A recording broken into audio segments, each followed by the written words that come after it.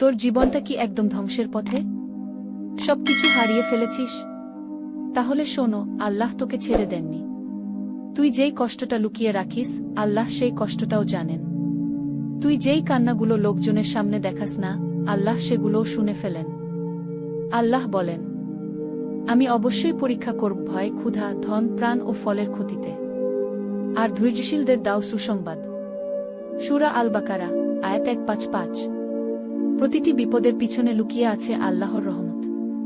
তুই যদি কষ্টেও বলিস আলহামদুলিল্লাহ, তাহলে আল্লাহ বলবেন, এই বান্দার জন্য জান্নাত প্রস্তুত।